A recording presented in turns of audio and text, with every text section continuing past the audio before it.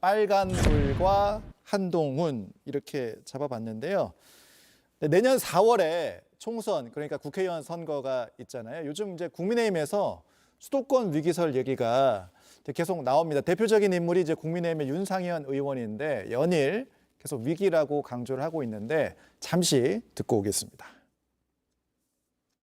만약에 배가 자초되고 잘못되면은 가장 먼저 희생이 되는 사람은 수도권 의원들이다. 그래서 누가 배를 자초시키려고 하겠습니까? 네. 저 자신이 죽는 길이거든요. 그래서 만약에 친명 비명 간에 어떤 비대위 전화를 통해서 연착륙이 됐을 경우에 우리는 그거에 대해서 어떤 알겠습니다. 봐서 저는 수도권 위기론이다라고 네. 얘기를 드리는 겁니다. 민주당 자, 이제 또 반대쪽에서는 이렇게 이제 계속 수도권 위기설을 띄우는 게 국민의힘의 지도부를 흔들려고 그러는 거다. 이런 이제 비판도 있는 그런 상황인데 어떻게 보세요? 국민의힘 분위기는 진짜 뭐예요? 어떻습니까?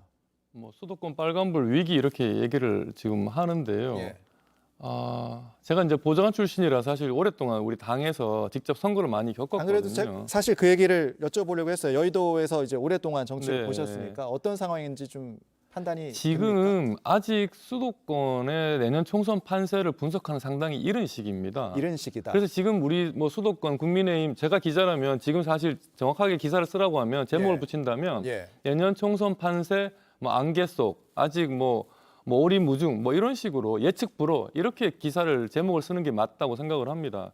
왜냐하면 지난 2000년도 2020년 이번 21대 국회의원 선거 때도 그랬고 그 이전 20대 국회의원 선거도 그랬습니다. 예. 당장 지난 21대 선거 당시만 하더라도 예. 제가 분명히 기억을 하는데 그때 1월 말 설 전에만 하더라도 예. 수도권에도 우리 국민의힘 그러니까 그때 당시는 뭐 그때 우리 당이 이제 자유한국당과 예. 그 새보수당이 통합을 해서 미래통합당이 미래통합당. 만들어지는 과정이었거든요. 예.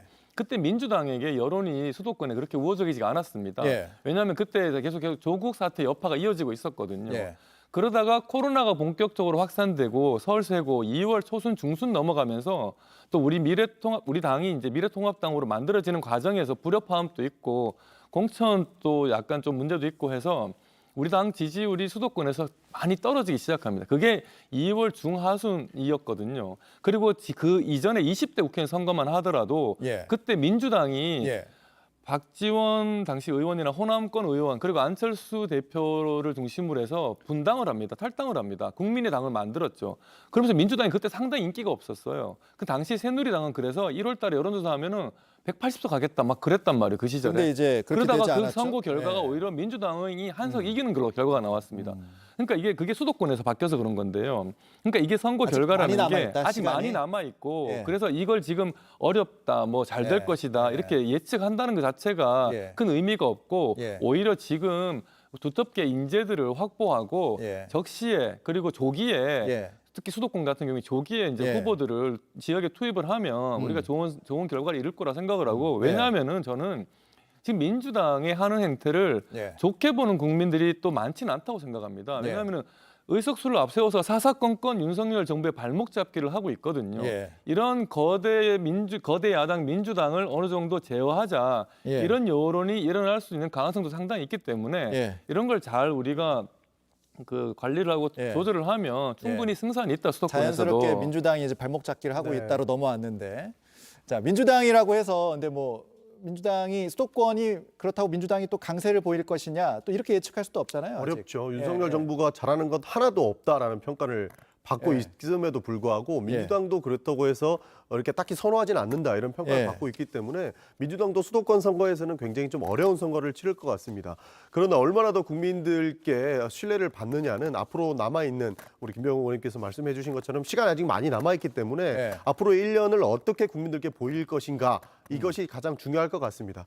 사실 그 윤석열 정부의 발목을 거대 의석으로 계속 잡는다고 말씀을 주셨는데 제가 좀 전에 말씀드린 것처럼 잘하는 게 도대체 하나라도 있으면 윤석열 정부가 하는 것에 대해서 당연히 지지를 해주겠죠. 거예요. 그러나 지금 후쿠시마 오염수부터 시작해서 과거에 1년 동안 보여줬던 모습들이 우리 국민들 눈에는 전혀 성에 차지 않았던 모습들을 보여있기 때문에 대한민국이 잘 됐으면 하는 마음에서 민주당은 당연히 견제를 할 수밖에 없는 이런 상황이다라는 말씀을 드리고 싶고, 내년 선거는 민주당에게도 결코 쉬운 선거가 아니기 때문에 저희도 조금 더 겸손하게 국민들과 함께 하겠다는 말씀을 드릴 수밖에 없는 상황이다. 이 정도 하겠습니다. 앞서 이제 저희가 제목에 한동훈 법무부 장관을 같이 잡은 이유는 이제 국민의힘 수도권 위기설이 나오면서 이제 계속 소환되는 인물이 한동훈 법무부 장관이어서 그렇습니다. 그러니까 특히 이제 보면 한 영상이 이제 화제를 모았는데, 지난달에 올린 법무부 장관이 하는 경제 특강이에요. 이게 유튜브가 조회수가 이제 105만 회가 나왔거든요. 그래서 이제 무슨 내용인지는 잠깐 듣고 오겠습니다. 개인적으로 저는 1950년의 농지 개혁이야말로 대한민국이 여기까지 오게 된 가장 결정적 장면 중 하나였다고 생각합니다. 대부분의 농민이 내 땅을 가지게 됐고 농민들이 주인의식을 갖고 나라를 지키게 된 거죠. 네, 사실 법무부 장관이 하는 경제 강연인데 뭐 조회수가 꽤 나왔어요. 근데 이걸 보고 대중적인 관심을 보여주는 숫자라는 평가도 있던데, 자, 한동훈 장관의 사출설에 대해서는 개인적으로는 어떻게 생각을 하세요? 우선 좀 복귀를 해볼 만한 게 문재인 정부에서 조국 장관과 윤석열 당시 검찰총장입니다. 민주당이 그 자녀 입시 비리로 국민들의 큰 지탄을 받던 조국 장관을 끝까지 비호했단 말이에요. 이러다 보니 그 조국 지탄받는 그 조국 장관은 비호하고 그 문제가 있는 조국 장관을 수사하겠다는 윤석열 검찰총장을 오히려 공격하면서 민주당이 사실은 결국은 정권을 뺏긴 게 가장 큰 게 조국 사태였다고 저는 생각을 합니다. 그리고 그때 민주당의 공격을 받던 윤석열 검찰총장이 지금 대통령이 된 거죠.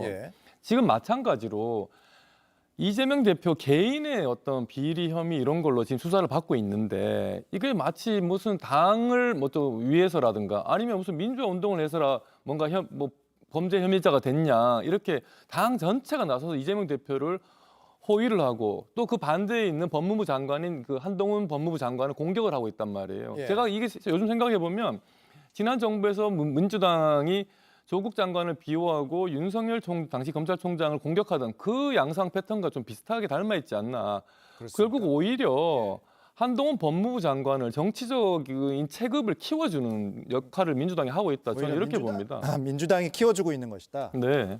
저는 뭐 대중의 관심을 보여주는 숫자라고 해도 과언이 아니다 이렇게 평가하고 싶습니다. 아, 그래요? 그러니까 한동훈 장관에 대해서 지금은 관심이 많을 수밖에 없는 상황이죠. 그러니까 윤석열 정부는 사실 검찰 만능주의에 빠져 있거든요. 검찰은 모든 것이 전지전능하다 이런 생각에 빠져 있는 것 같아요. 그래서 윤석열 정부 들어서 가장 어이없던 얘기가 뭐 예를 들어서 이런 거였어요. 교육과 관련된 수사를 해봤기 때문에 교육 전문가다. 이 비슷한 얘기를 우리가 어디선가 들었던 얘기가 있는 것 같거든요.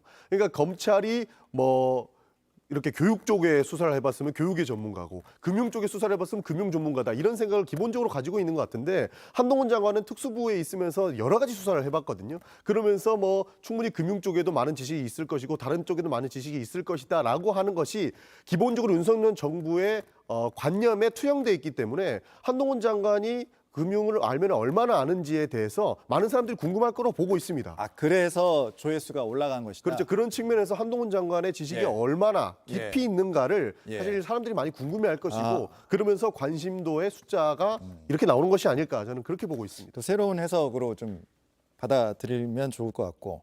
자, 그러면 한동훈 장관이 국회에 나올 때마다 또 여러 말을 하고 이게 좋은 의미든 안 좋은 의미든 막 화제가 되기도 하잖아요. 일단 어제 상황도 굉장히 주목을 받았는데 이것도 잠깐 듣고 오겠습니다.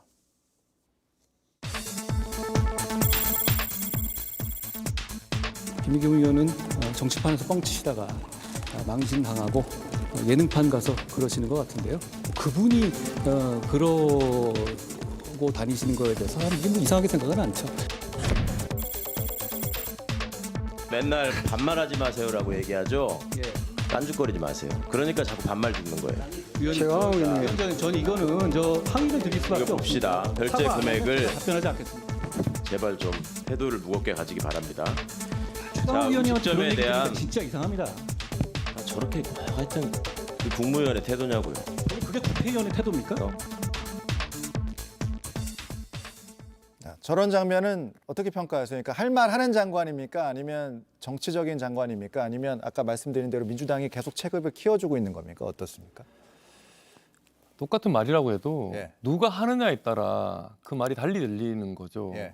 자꾸 한동훈 장관을 좀 어떻게 보면 괴롭히는 민주당 의원님들이 면면을 보면 예. 그렇게 국민들로부터 신뢰를 받는 호감을 사는 그런 분들은 아닌 것 같습니다. 오히려 보면 개인적으로도 여러 가지 뭐 비리가 있어서 좀 뭐 재판을 받는 분도 많이 있고요. 그래서 그런 분들이 오히려 뭐 민주당의 극성 지지층들로부터 어느 정도 뭐 좀 지지나 인정을 받고자 자신의 어떤 정치적인 개인적인 위험을 돌파하기 위해서 일종의 이재명 대표가 지금 사법 리스크를 돌파하기 위해서 모든 것을 이제 뭐 정치 쟁점화하는 그런 거 비슷한 건데요. 그런 차원에서 한동훈 법무부 장관을 공격해서 자신의 좀 어떤 정치적인 이익을 얻고자 하는 그런 욕망이 있는 분들, 그런 필요가 있는 분들이 저러는 건데 개인적인 정치 행위다. 개인적인 정치적이고 크게 국민들로부터 호응을 받지 못하고 앞서 말씀드린 대로 예.